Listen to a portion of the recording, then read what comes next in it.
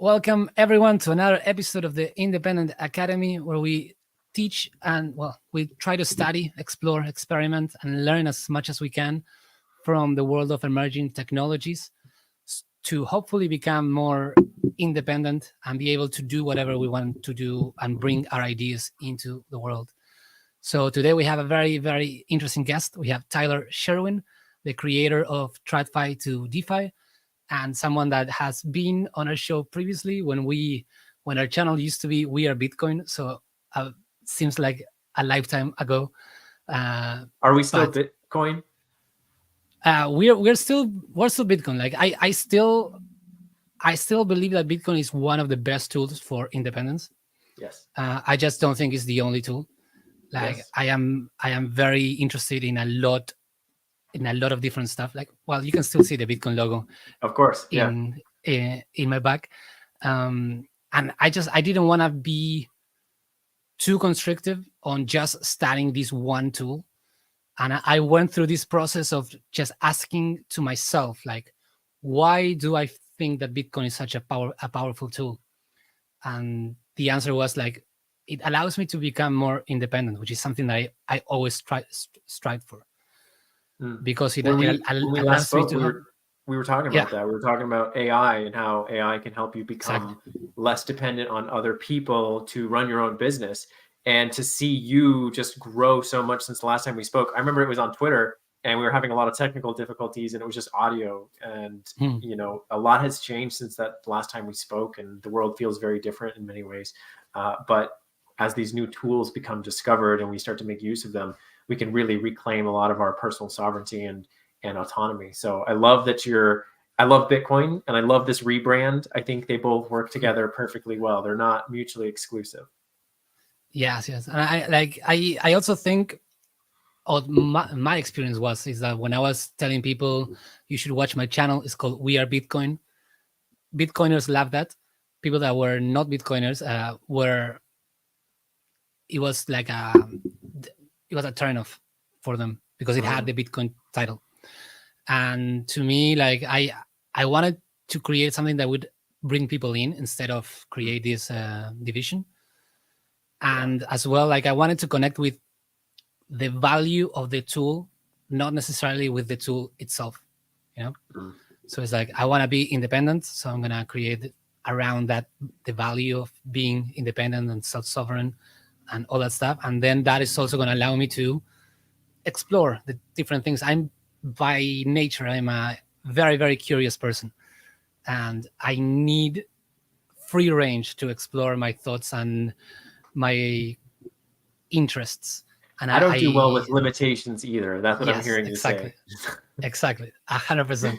I don't. And even within the Bitcoin space, like a lot of times I was asking questions like, like, I think NFTs are a great technology, but if you say that in the Bitcoin space, a lot of people don't like it. Or I think like a lot of stuff in the Web3 space is incredibly interesting and powerful. We just mentioned off camera Farcaster. I love it. But again, for some people in the Bitcoin space, that's something that you can't speak about. So I needed to distance myself from the core Bitcoin fundamentalist community and go for a deeper search, not of just understanding Bitcoin, but how can I explore all these different emerging technologies and learn how to use them effectively to become more independent, and ideally to have the whole Independent Academy be self-sustaining, and then not having to just stifle my own curiosity to appease someone. Like, you need those radicals in each camp and each tribe. You sort of need those people who are on the cutting edge and are pushing it forward, but you also need the conservatives who kind of protect the tribe and say, hey, we're not going to let in too many new things. And I think that there's a place in the world for Bitcoin maximalists and those who are more open and agnostic and willing to tolerate other ideas. And I think the ability to go in and out of these ecosystems is important, like the stuff that you've done with Rootstock and other projects, to expand the scope of what Bitcoin can do. I think those are naturally good things. And there's a tendency in any tribe, be it, you know, the Ethereum crew, Solana crew, or Bitcoin, or any, pick your tribe, man. You're always going to find some pretty embittered folks, and you're also going to find a ton of really like out there people.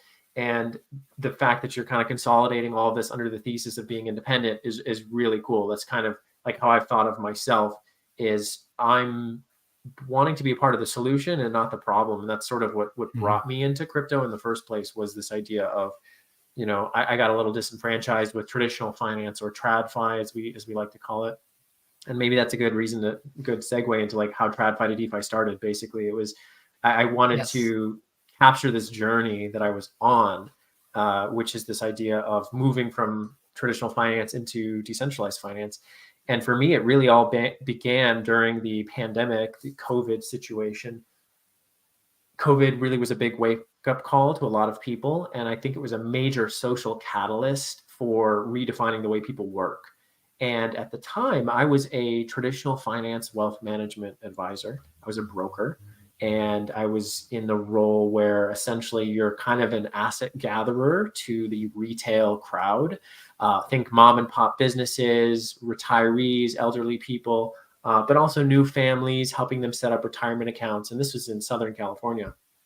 And at that time, COVID hadn't happened yet. And it was my favorite job, actually. I was having a really great time and I enjoyed it a lot. But as I started to kind of poke around at a lot of the investment products that we were selling, and as I started to talk with other advisors, and as I started to study the market, I started to get a little bit frustrated with the way in which fees were being collected, the way mutual funds had these very high, steep fees that were being charged to the clients. When I learned about annuities, I was very frustrated with the really high commissions that the salespeople can make that aren't really explained to the customers. If you're unethical, there's a lot of things you can get away with. Luckily, I worked at a really wonderful firm where they were truly honest, upstanding, and they were Christian people. So I really felt that they were very ethical. But I remember I was you're going to love this story. I was in a seminar. We were giving a seminar. And this is before COVID had hit. And I had dabbled in crypto and Bitcoin. In fact, in 2017, I had, put a little bit of money into crypto, lost it because I was trying to trade it because I thought I was so smart. And of course, just like everybody else, you think you're smarter than you actually are, right? And so I, had kind of let it go to the side, but I was starting to get more and more interested in it again. And I wanted to revisit what I had learned about Bitcoin. And so we're at this conference in 2020, right before the pandemic is really like in full swing.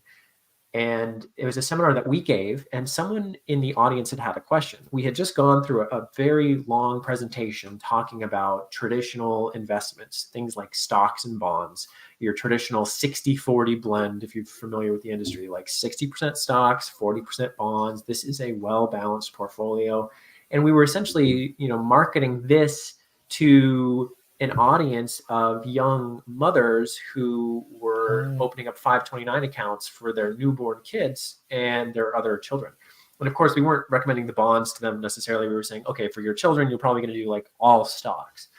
And so we do this whole presentation talking about American funds, mutual funds, and a lot of work went into the seminar, right? So I'm a freshly minted financial advisor. I had passed my tests a little while previously. I was a licensed securities broker, really excited to do all this stuff. And after all this presentation, they say, okay, any questions? My boss says to the audience, hey, any questions? A hand shoots up in the back. And it's this young woman who has a baby in her arms. And her first question out of her mouth was, what about Bitcoin? And interesting. I still remember the woman and I still remember my boss. He immediately responded and he said, those sorts of things are not investments that I would recommend. I think it's way too risky for you. And you should really just stick to the investment program that we're describing here. Now, I don't blame him for saying that. And in fact, I think he's doing what he knows best, right? He's been trained on these other assets.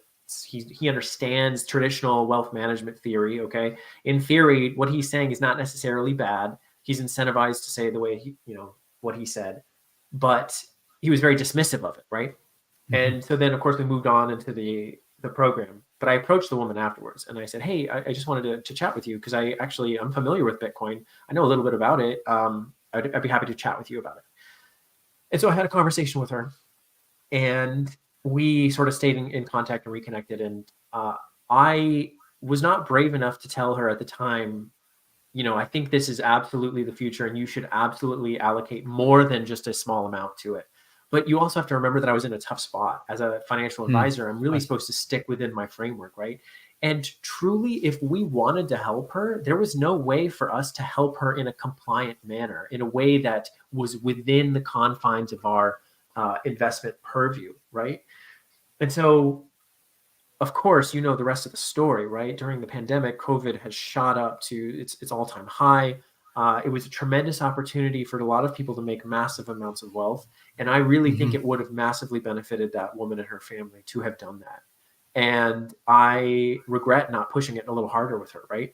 And looking back on that, I saw that as like the beginning of the end for me. That was like the beginning of the end for me in terms of being a Tradfi broker, because there's a lot of other inefficiencies in the traditional wealth management space, and some of them just have to do with the very basic infrastructure. If you want to send money to your traditional broker, like the way that we were set up, let's say a Merrill Lynch or an LPL Financial or another place like that, you have to, wire in some funds to the broker. Well, this, right? Wiring funds can take a little while. It's not instantaneous using the FedWire system, and there can be fees associated with it. It's not really like a super easy process either. You have to go in sometimes in person. If you want to wire a lot of money, when I was I've bought 2 houses now in my life, and I've had to go in person to wire the funds because they wouldn't do it over the phone. So there's friction there, right? Well, here's the other thing. Once the funds arrive at the brokerage, okay, you let's say you want to trade immediately. There's delays in terms of when you actually are able to put your money to work. And then the really frustrating thing is when you want to actually pull your money out, which is when it's the most urgently needed. There's this thing called T+2, which you've heard of, right? It's the transaction plus 2 days. That is the time in which it takes for your cash to settle. And so you have some Apple stock, you want to sell it. Well, you put in the order with your broker on the phone, and then 2 days later, the funds are ready to be withdrawn. Well, if you place the trade on Friday when the market was closed, the trade doesn't actually happen until Monday. And then it'll take 2 days before it settles, right? So you're looking at getting your money on Wednesday, right, of the next week.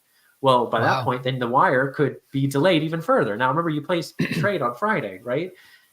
I mean, this is kind of absurd to those of us who are familiar with blockchain, right? Because the money's there, you're good for it, right? Like, it's frustrating to not have access to it right away.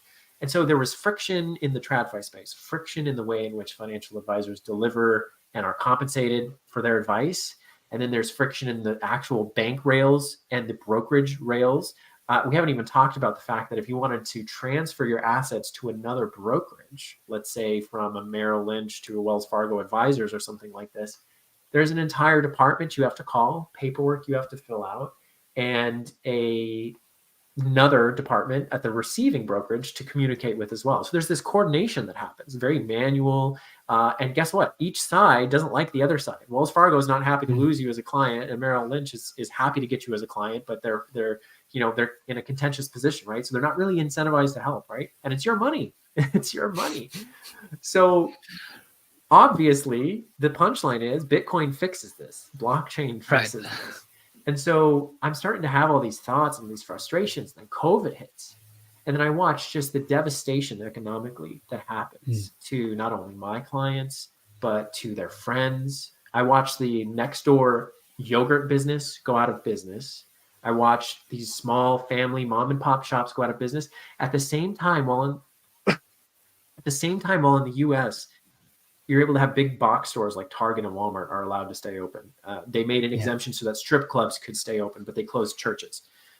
It was a massive travesty what happened in terms of people's livelihoods being shut down.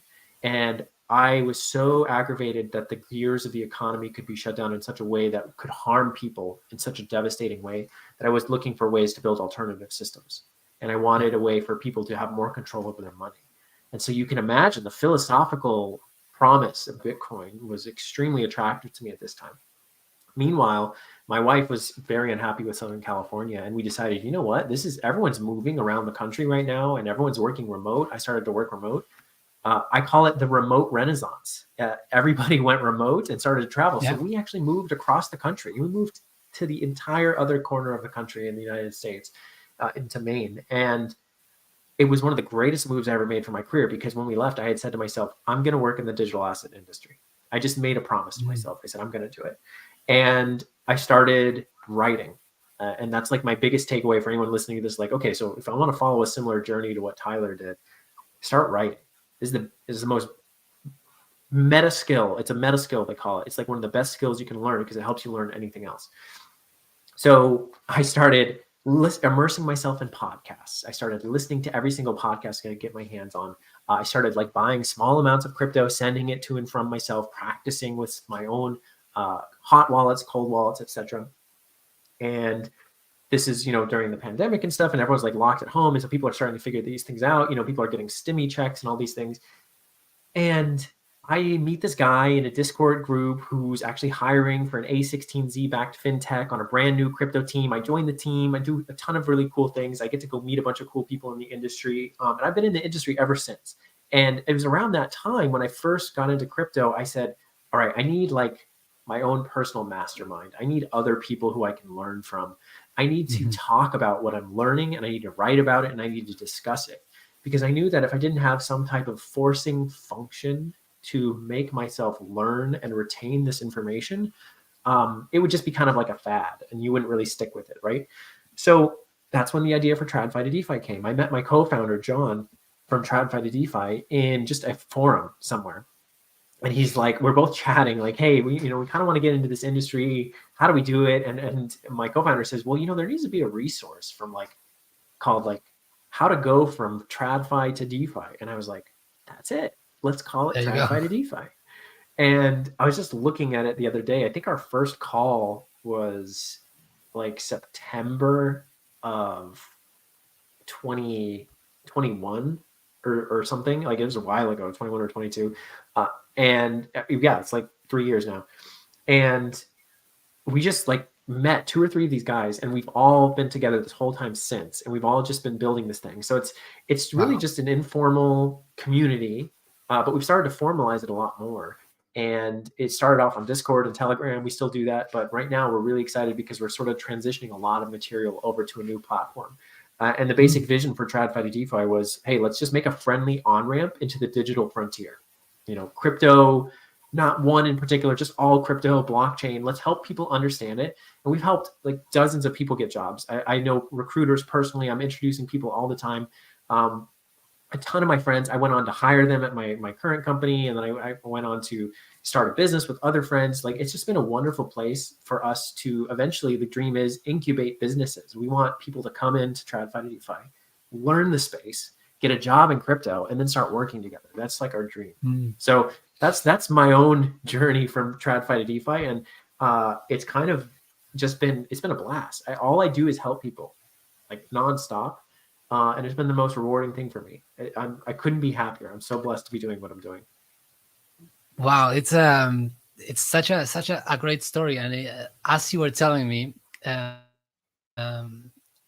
was seeing flashbacks of my own story, because it's very, very similar. I was in the same time during COVID.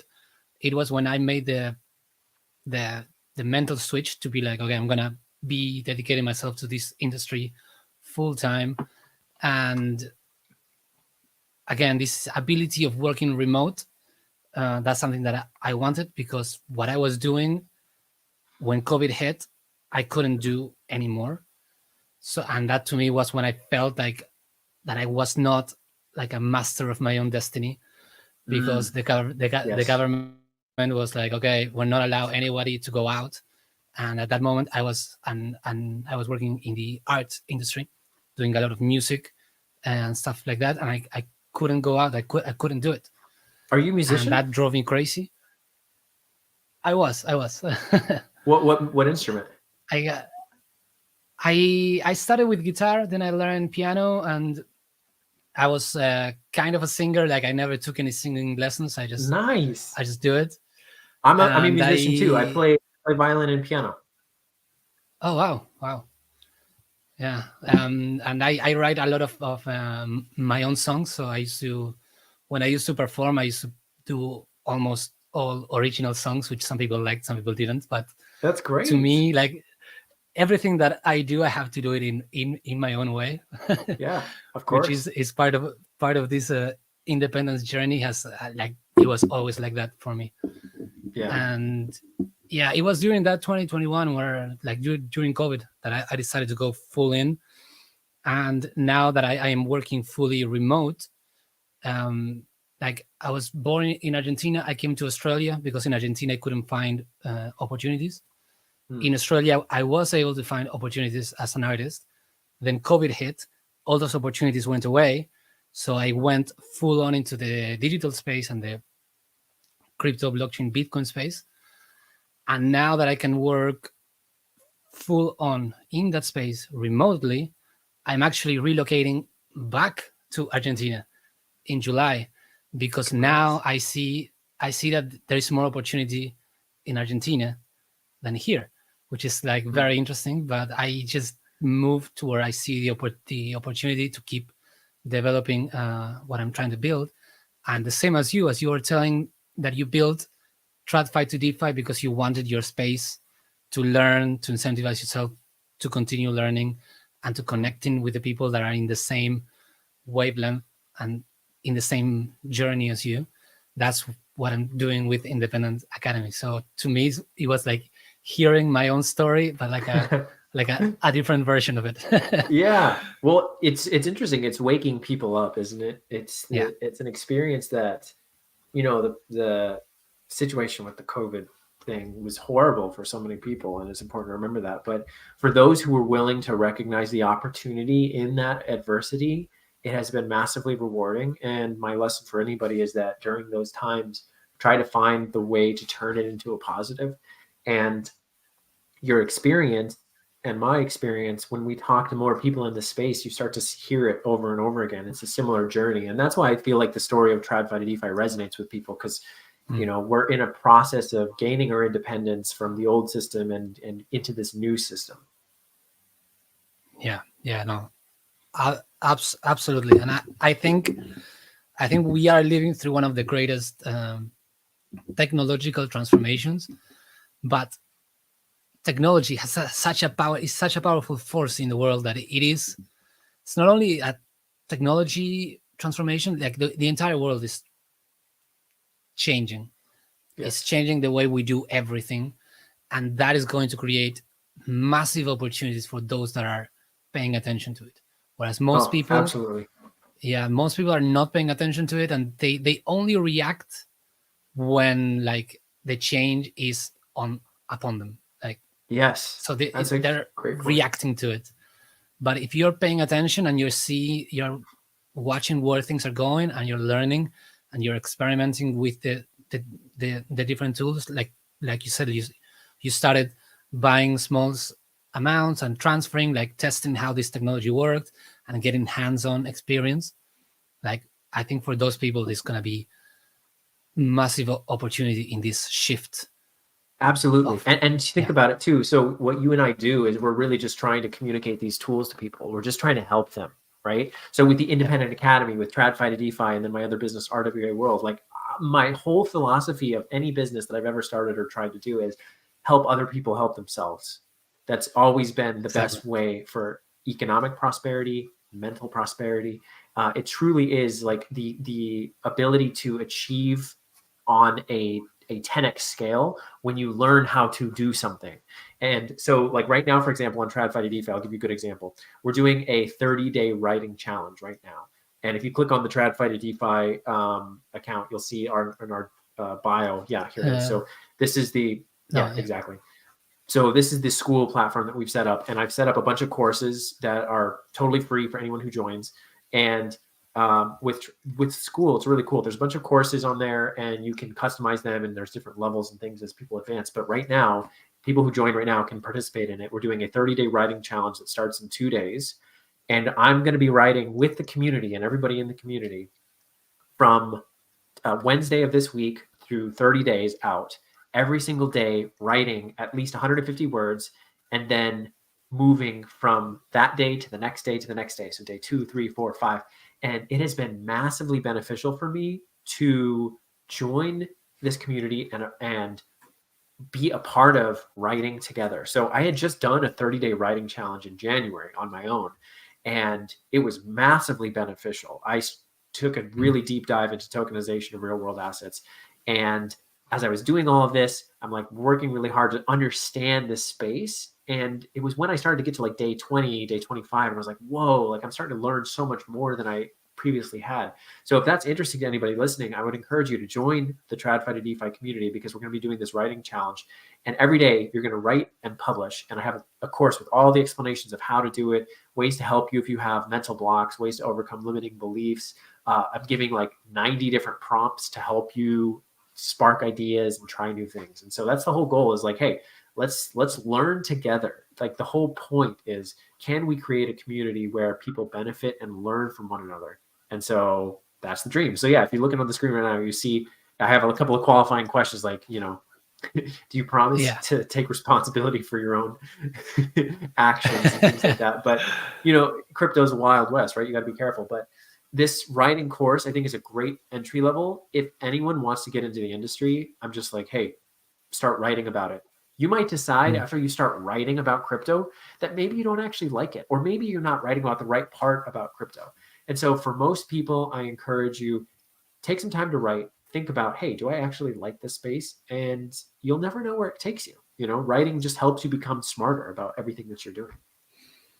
Yes. I find that writing is the best way to organize my mind and my own thoughts and understand it better. Like once I have to put something in writing and in a way that somebody else can read it and understand me, that helps me understand myself. That is very true. In fact, like what I started is that I just approved your membership. I started, the I created a Notion, right? Oh, yes. On this Notion site, I put everything that I am working on, and I call it building in public. And this is no way. It's completely. I talk open. about building in public too all the time. Yeah. And I put everything, like, okay, this is what I'm thinking to doing, like for my website, for my media stuff, for the crypto ecosystems that I want to study. And I put all that in the open. And then I have this, I call it the builder journal. And I try to every day just come here and write what I've done today and put some stuff.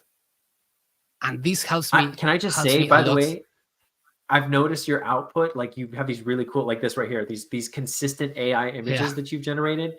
That must have been a lot of prompt engineering to get them so consistent. They're awesome. They pop on the screen. They're fantastic. I love the style of your content right now. Thank you. Yes, I experimented quite a bit. First I was using Midjourney. Now I'm using DALL-E within ChatGPT.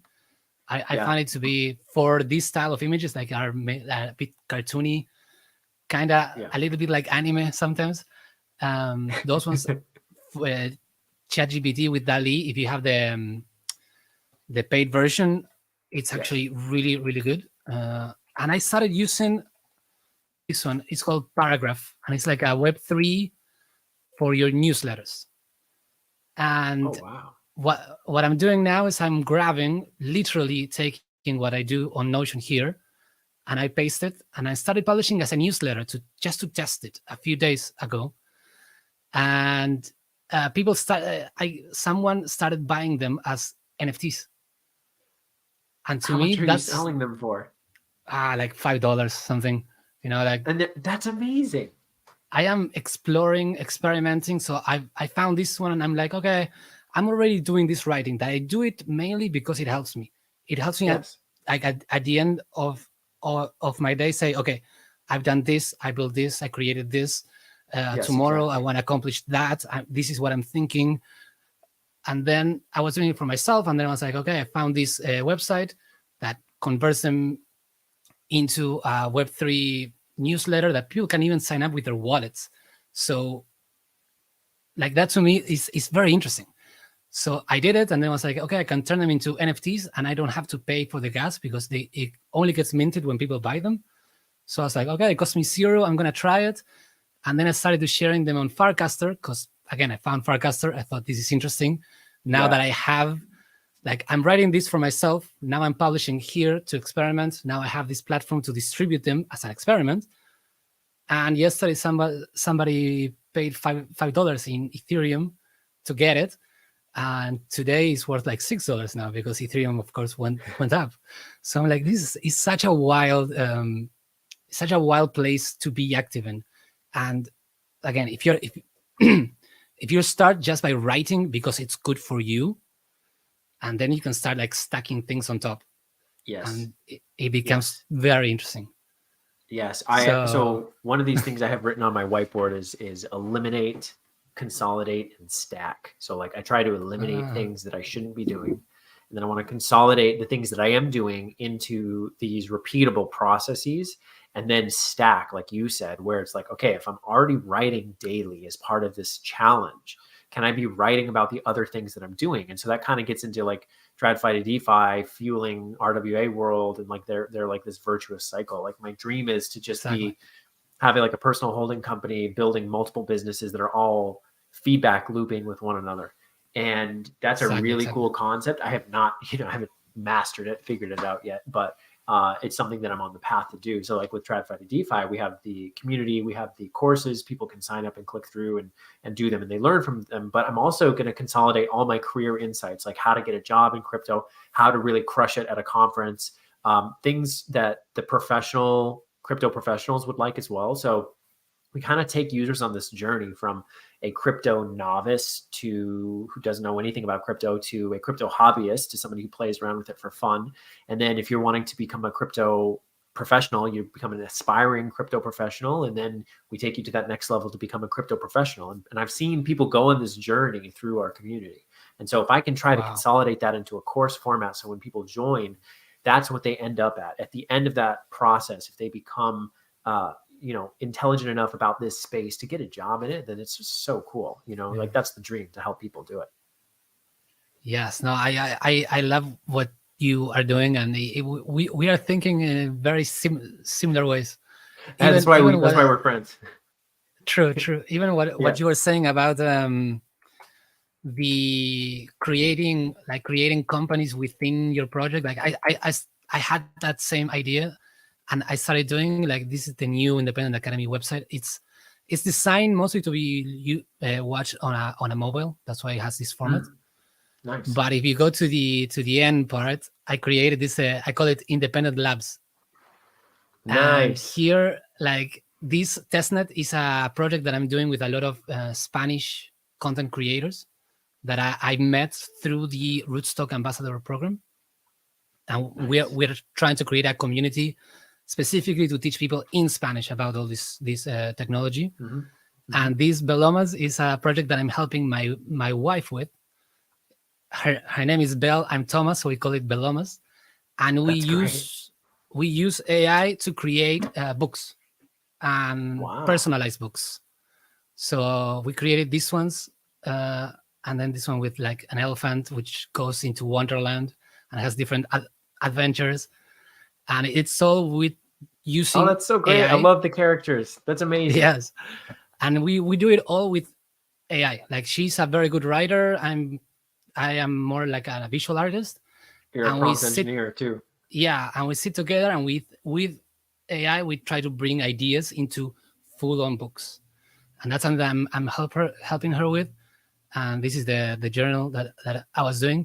So I'm always thinking, like, how I can use the tools that I know to create something and help other people develop their own things as well.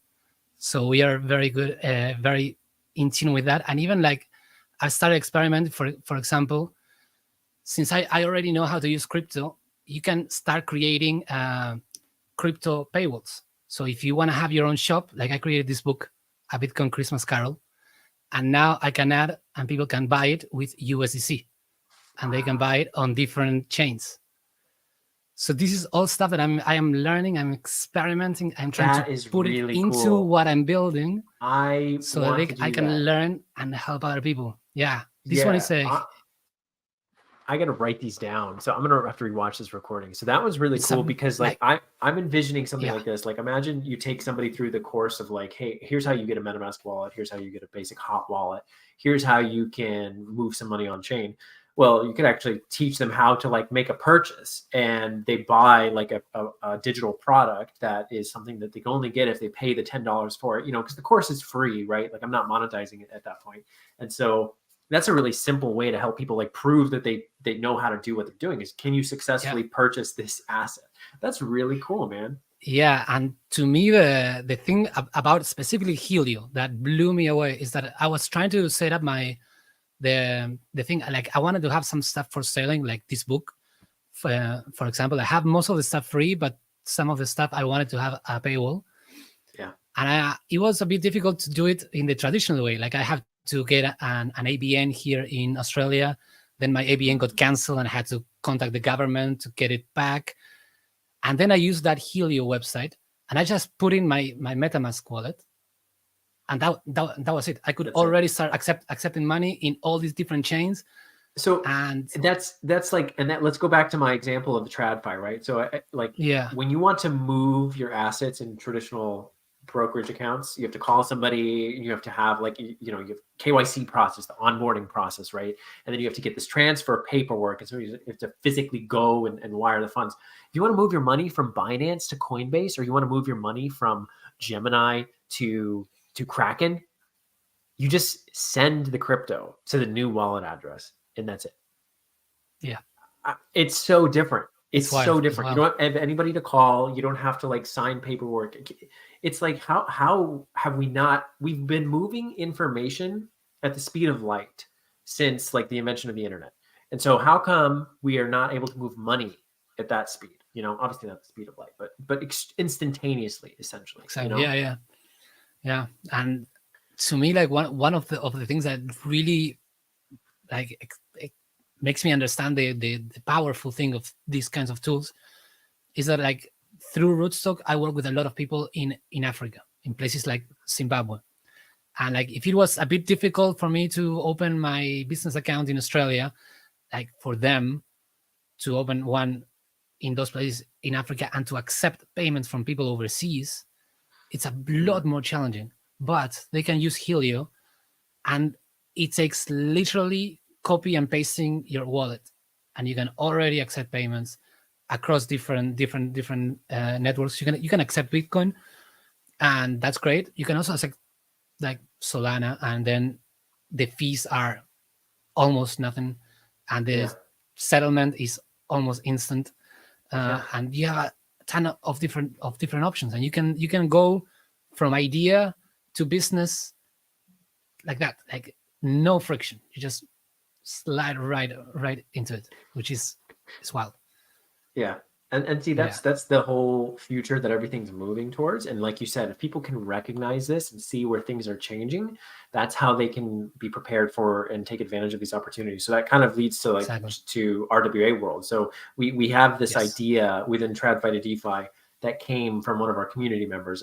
And you know, if you've heard of the real world asset phenomenon that everyone's talking about, it seems to be going it's a very popular narrative this cycle, but it is for a good reason.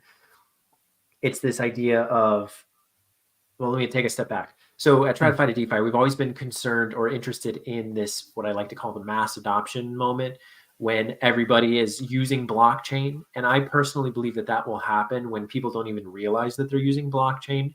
So when you think about accessing Facebook on your desktop computer, you just go to your browser and you go to Google and you just type in Facebook, and then you click on the first link that shows up. Or you just go into the browser address bar and then you type in Facebook. But do you sit there and do you type in https:// You most likely don't type that, right? But the HTTPS protocol is what gets you to Facebook. And you think about TCP/IP and all of the different file transfer and protocols that the internet is built upon, like email, etc. And you don't need to know how any of that works. all the applications that you use have made it very user-friendly, and it's very straightforward. And if you don't need to know how that stuff works, but you're using it, you have achieved mass adoption for HTTPS, right? And so that is what's going to happen with blockchain.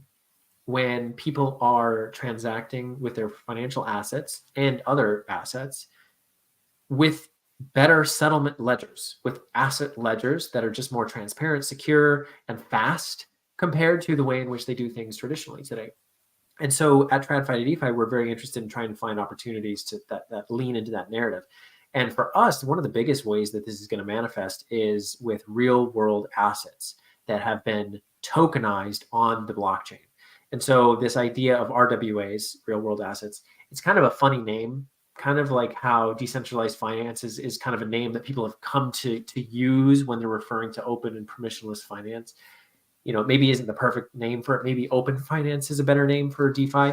But in any case, these names and narratives sort of stick, and people really focus on them. So for us, we were really interested in who's out there tokenizing real world assets and then putting them on chain, and why would you want to do that? And doesn't that introduce a whole bunch of different questions and things like there's a lot of questions I have when I first came across RWAs.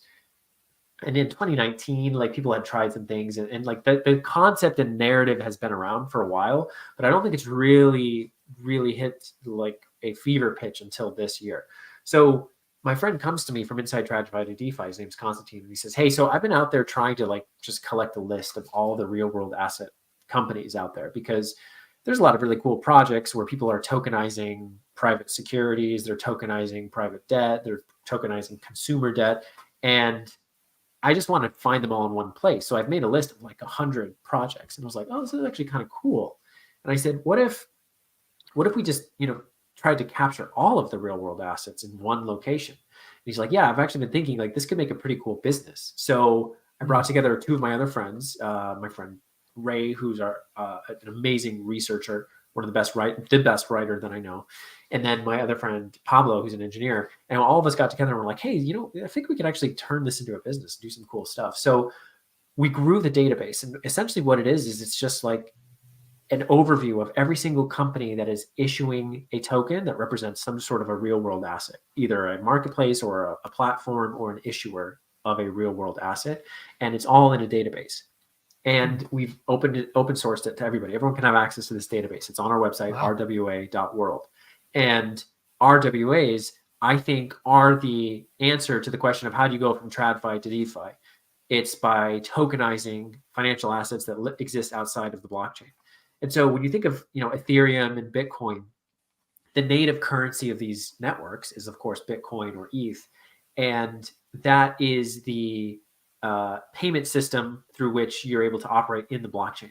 But there's these new things that came around, which was the ERC20 standard, which was like, oh, well, now we can have tokens within Ethereum that represent apps, and they can give you governance rights, or you can participate in the ecosystems of the apps that are built on top of the blockchain, right? And so that's how we had these smart contract interactions. Well, people have started to take this logic to its natural conclusion, which is, okay, if blockchains are superior asset ledgers and most assets in the world live outside of the blockchain, well, isn't it only a matter of time before these two worlds interact? Isn't it only a matter of time before, when Tyler wants to move his financial assets from his TradFi brokerage account to his new TradFi brokerage account, that we just tokenize his assets and then just move them instantaneously? Because if the blockchain allows you to have a more transparent record of who owns what, and you don't have to wait for T+2 because the blockchain settles at the finality of the block speed, right? So if you have that opportunity to do that, why wouldn't you do it, right? And so that's the vision of tokenizing real world assets. And so you're on the screen right now. This is our listing page right there. So if you scroll down, you can see like all the names of the different companies that we have come across. And then if you want to actually download the spreadsheet, you can scroll up and you can go to the database section, and you can actually see an Airtable. There it is right there. And then you're going to click the link on the left. Yep. So this Airtable that you're going to see here is huge. Like we have 360, I think it is at the moment. And we've categorized all of them. Wow. And the vision for real world assets is that all assets move on chain. And if you think about it, like That's trillions and trillions and trillions of dollars, because the real estate market is many trillions. You've got the derivatives market, which is hundreds of trillions. And so the vision for real world assets is a lot bigger than just saying, hey, let's tokenize some private equity, or let's tokenize some stocks, let's tokenize some bonds. What really made real world assets show up on the map was when yield in DeFi was so much lower than the yield that you could get from bonds, right? So T-bills, people were investing in 4 and 5% APR from the government with the most boring asset class, but they're crypto native, and they're like, well, this is kind of annoying, so why don't we just combine the two and make a tokenized version of the T-bill, right? So tokenized T-bills was sort of the thing that got everyone's attention. And so we're trying to make sense of this whole space, and we're trying to help other people make sense of this whole space, because there's a whole lot more out there than just tokenized T-bills. And our goal is to try to categorize every single token issuer that's out there, every single asset that's being tokenized. And we've come up with 12 different categories of different assets that are being tokenized. And so it's been a lot of work, but we've actually indexed tons and tons of projects. And we're starting to have a ton of people reaching out to us saying, hey, can you list our project? Can you list our project? And our whole calendar is just full, just meeting all these different projects, talking to them, learning about what they're doing, and building a really cool research desk. The whole thing is we're a research platform that's helping people get smarter about this space. That is wild. I didn't know the RWA space was so developed already. I know. I heard, that's crazy. I heard a lot about it, and I always knew it was going to be big, because of course, if you can bring the stuff that already exists and already has value, and you just allowed people to freely transfer them and take all the advantages of blockchain technology, which a lot of the times the problem with the blockchain technology or the assets is that you have to, the project needs to give it value, right? It doesn't inherently has value. And a lot of times that's where the problem comes, because a lot of times people start buying them, the valuation escapes the actual utility, and then it plummets, and then people say, oh, it's a scam. But in reality, it's not really a scam. It's not easy to generate a value for an asset in a short period of time. But if you bring something from outside the world of blockchain that has a long history and already has that value, and you just use the blockchain technology to freely transfer and to gain all the benefits of the blockchain technology without the problem of, does this asset actually have value? Because you already know that it does. Then that combination, I always thought yeah, of course, there's going to be a lot of valuable things there for sure. I was just I didn't realize that it was so big already. Yeah, and you make a really good point in that the value that exists outside of the blockchain is something that the blockchain will benefit from by tapping into. And so to the extent that, let's say, Ethereum has a bunch of tokenized assets, well, that's accruing value to Ethereum. And so it's bullish for these networks that are going to be tokenizing these real world assets. And something that I wanted to point out too is the democratization of access to these assets is the other part of the story that's really cool. So ETFs, exchange traded funds, which the Bitcoin ETF is a major thing that we should think about in the context of this. The ETFs, when they were created, actually democratized finance further than what was available at that time. If you think of a mutual fund, the way a mutual fund works is it can only trade once per day, and it has a net asset value that's calculated at the end of each day. And then the next day you get the price that you can buy it at. And the mutual funds have a higher buy-in requirement. There's higher ticket size to get into it, and they don't trade intraday. Well, ETFs came along and democratized access to investments by allowing more customization, smaller ticket sizes. You could buy ETFs at lower share sizes, and then also the ability to trade in the middle of the day. That was the new innovation that didn't exist before. So you brought more liquidity to these assets. Well, tokenization's like that, but on steroids. So you're now doing 24/7 markets that don't have to trade outside of the brokerage when they're open, and they have the ability to trade outside of when the brokerage is open or closed.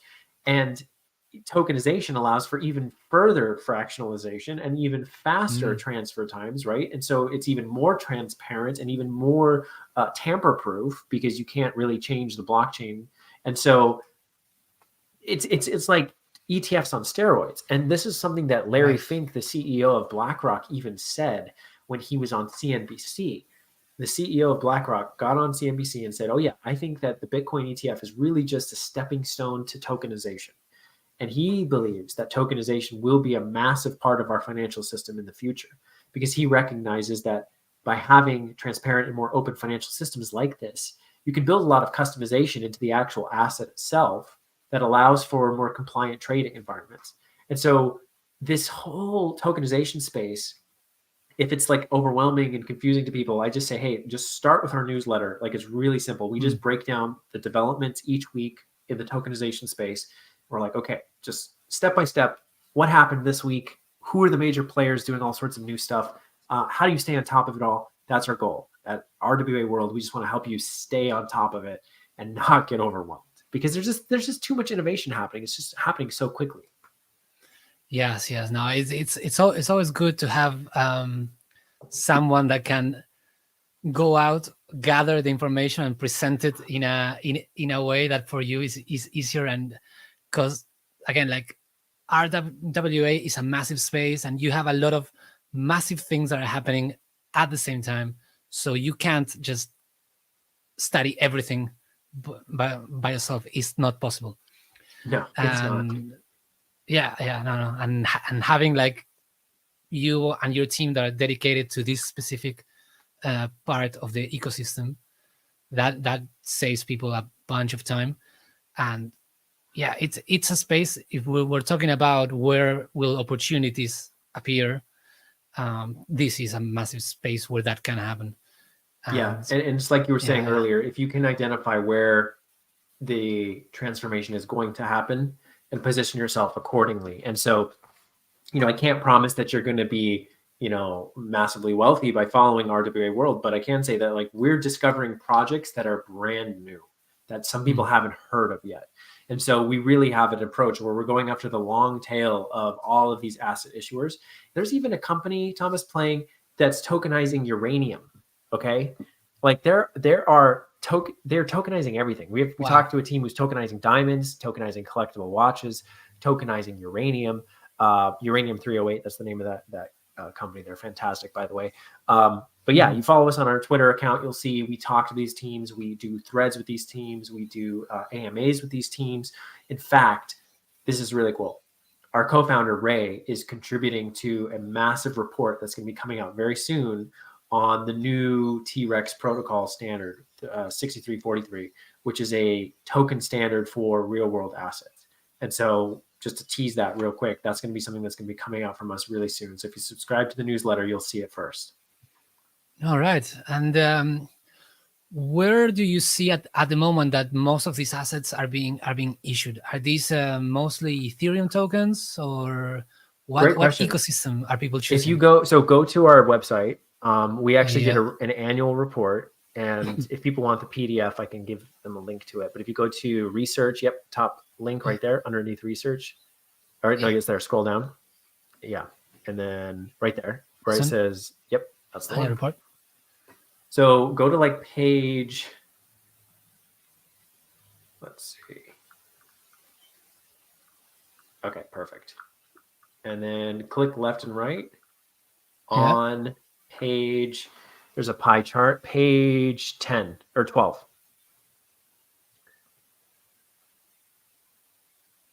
All right. So on page 12, so here's the RWA projects by blockchain. So to answer your question, when we wrote this report in December 2023, we were at like 310 projects. So these numbers have changed. So we're going to update this report. But at that time, about 35% are on Ethereum, and then 14% are on Polygon. So this chart is fascinating because you can see people are wanting to tokenize on the most popular smart contract platform. They're also wanting to tokenize on, arguably the most decentralized smart contract platform, Ethereum. And then with respect to Polygon, of course, it's a faster settlement version of Ethereum, right? And so, but you see some, like the next closest one is like BNB, and then Arbitrum, Binance Chain and Arbitrum. And Arbitrum, also, layer 2. So Right. This is a fascinating graphic. Now, this doesn't tell you like the total assets that have been tokenized. It doesn't tell you the liquidity, right? I imagine if you were to do an analysis of the liquidity, you'd find that it's, you know, mostly on Ethereum as well. But we're going to do that analysis as well. So like we're putting out a ton of hard hitting research to try to help people make sense of this space. Like, where is it all happening? I talked to a team today who's tokenizing on XRPL, you know, like that's like really unheard of. Like, I don't know of anyone else who's doing that. So Right. there are people tokenizing on virtually all the chains, but like there's clearly some winners. Yeah, and even like Ethereum is a massive winner, but if you take into consideration that Polygon, Arbitrum, Optimism, these are all layer 2s from Ethereum, so you can see a clear convergence on the Ethereum ecosystem. And even more so if you take into consideration that BNB is an EVM chain. I think Celo is doing a migration into Ethereum as well. Avalanche, I think, is another EVM chain. So everybody wants to be EVM compatible. So I think, I think we are seeing that. Yeah. Like I hear a lot about Solana that is gaining a lot of momentum and things like that, but the EVM has such a massive, it's almost like a black hole, right? It's attracting everything to it. Yes, so it's true. It's true. So I hope the report is helpful for people. You can see it on our website, and then if you want to download a PDF, I haven't made that available on the website yet, but I can get a link to that, and we can add it to the where this is being shared. But I hope it's helpful. That's, again, as of December of last year. So but since then, we've had even more projects added to our database. So I think the percentages would still be kind of similar, but they'll be different. Yeah, and it's 89 pages. So yes, there seems to be a lot of really good information here. I definitely need to take a closer look. So for people that are interested in this space, they have the newsletter, they have the report. Is there something that you want them to look into, or like a specific project or something? Like, what is exciting you about the future for RWAs? Oh man, I mean, there's so many things. So I talk to a new project pretty much every day, and some of the things that I think are most interesting are, ironically, some of the more old-fashioned sort of investments. Like, I'm talking to a lot of private funds, a lot of consumer credit funds, people doing like really sophisticated Tradfi, like old school analysis of different opportunities that are not even available in traditional finance accounts. So like private equity is not really something you can go to your broker and say, hey, I'd like to buy that. Whereas if you get a tokenized version of private equity, you can get access to it. Now, there's still a lot of like legal challenges in getting compliant access to these things, because you might be familiar with the fact that in the US, you can't really get your hand on a tokenized T-bill because it looks too much like a security. And the issuers of these tokenized T-bills are all outside the US. They're not allowed to market to the US.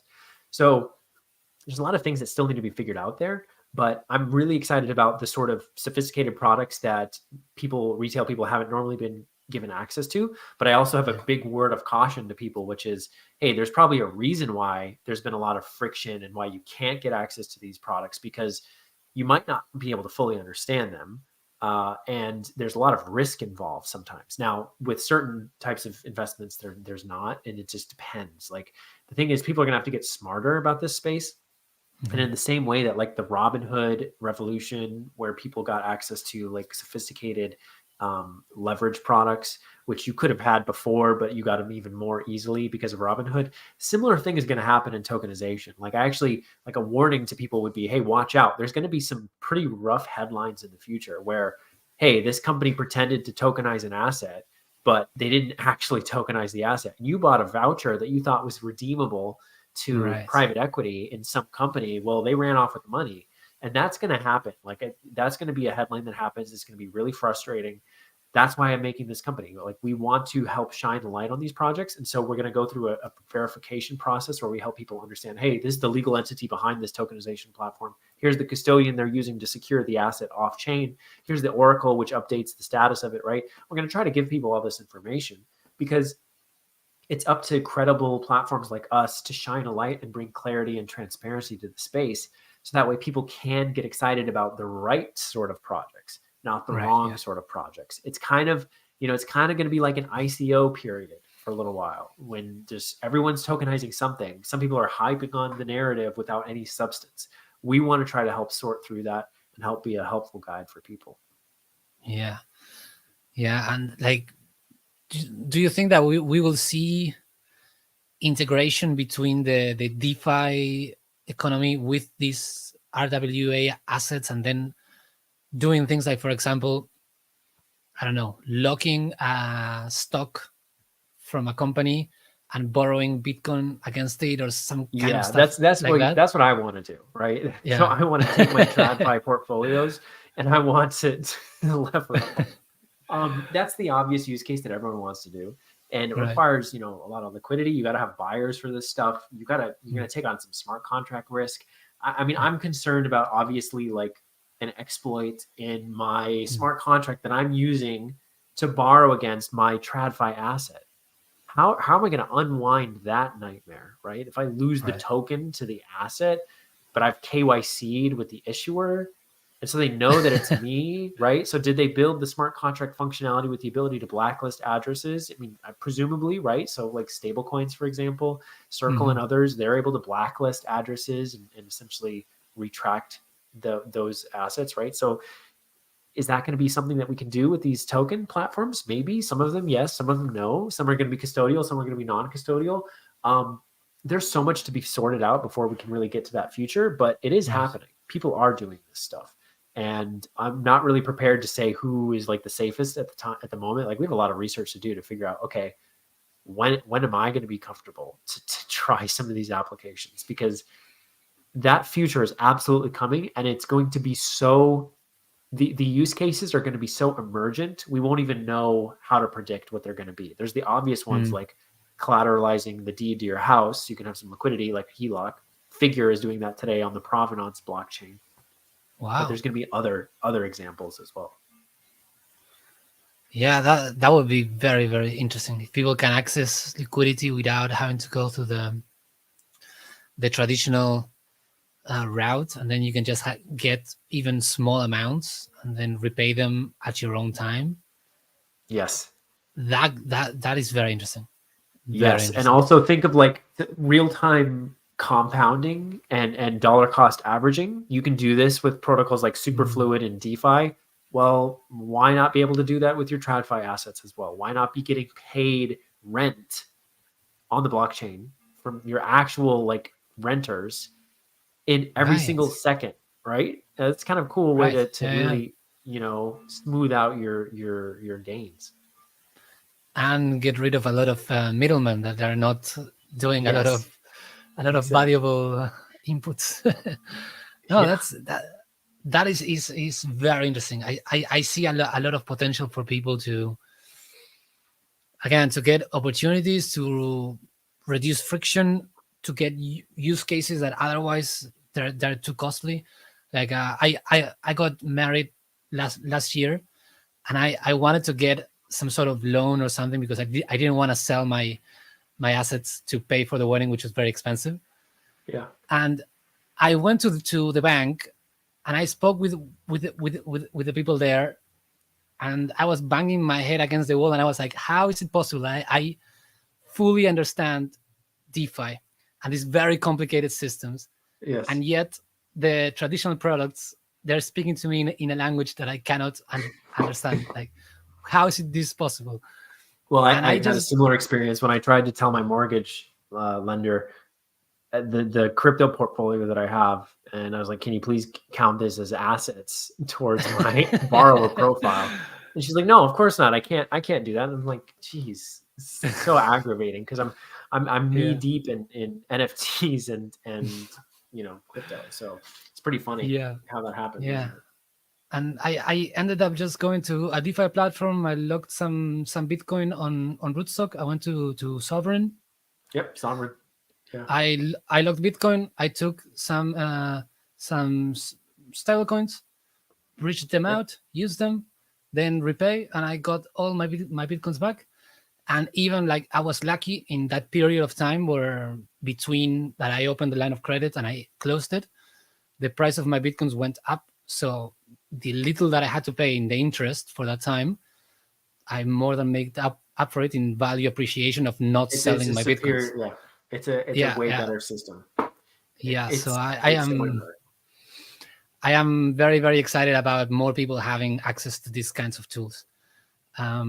So we've been talking for 1 hour. I know it took some time for us to get into RWA, but I think this was a great overview. We have one question from the live audience. It's talking about, what do you think about the almost non-existent regulation in the area? Maybe we can finish with that one, and maybe short answer to that. There's all these really cool regulatory experiments that are happening. They're just happening outside the US. They're not really happening here. It's kind of a bummer. We're doing some research on a variety of the different types of offerings that people do to be compliant in the US. So like there's these Reg D private placements for accredited investors, but you're just bringing the same problems of TradFi onto the blockchain, which is, hey, I can't get this asset unless I'm an accredited investor. That's not really a solution, right? And so although I'm a fan of a lot of projects that are using that structure, I can think of like Homebase on Solana and a few others. They tokenize real estate. That's not really going to do it for the true mass adoption moment that we want. And the thing is people can just permissionlessly get access to these assets in many ways anyway, even if they were not directly marketed the T-bill. Like Mountain Protocol, for example, is the tokenized T-bill product that's issued outside the US. But they take very big cautions to restrict the access to that to anyone outside of inside the US. And that's because of the current US regime. But you look at places like Australia, where they're doing very deep experiments on these different things. They did a test with Chainlink and the Bank of New Zealand, I think it was. And there's experiments happening in Gibraltar, for example. They have a tokenization framework I just learned about today from a private fund that's tokenizing on XRPL. So these frameworks are out there, and unfortunately, they're kind of everywhere but the US. Don't worry, the US will catch up eventually. But yes, the non-existent framework is challenging. There is some framework today. It's just not very beneficial and helpful for the more permissionless versions of RWAs. Right. Yeah, that's something that unfortunately it seems like the hardest part is always the regulatory side, which is needed. Like you said, there's probably going to be a lot of hype and a lot of projects taking advantage of the RWA narrative, and we need a way to determine which are solid projects and which ones aren't. It's just a matter of, is the government the right entity to do that?